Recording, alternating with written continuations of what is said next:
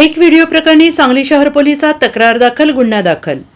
सांगली विधानसभा मतदारसंघातील अपक्ष उमेदवार जयश्री पाटील यांचा 2019 राजकीय पक्षाला पाठिंबा दिल्याचा व्हिडिओ विविध सोशल मीडियावर पोस्ट करण्यात आला आणि या प्रकरणी पाटील यांचे निवडणूक प्रतिनिधी गजानन साळुंखे यांनी सांगली शहर पोलिसात तक्रार दाखल केली। पोलिसांनी अज्ञाताविरोधात गुन्हा दाखल केला आहे आणि निवडणूक आयोग, जिल्हा निवडणूक अधिकारी, पोलीस अधीक्षकांकडे संबंधितांवर कारवाई करण्याची मागणी करण्यात आली।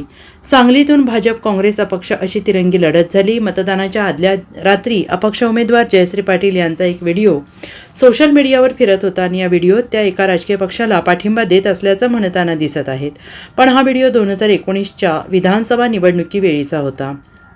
त्यावर पाटील यांनी तातडीनं व्हिडिओद्वारे उत्तर देत हा प्रकार निंदनीय असून फेक व्हिडिओ असल्याचं म्हटलेलं आहे आणि त्यानंतर त्यांचे निवडणूक प्रतिनिधी गजानन साळुंखे यांनी निवडणूक आयोगाकडे लेखी तक्रार केली आहे आणि जिल्हाधिकारी, पोलीस अधीक्षकांना निवेदन देण्यात आलंय।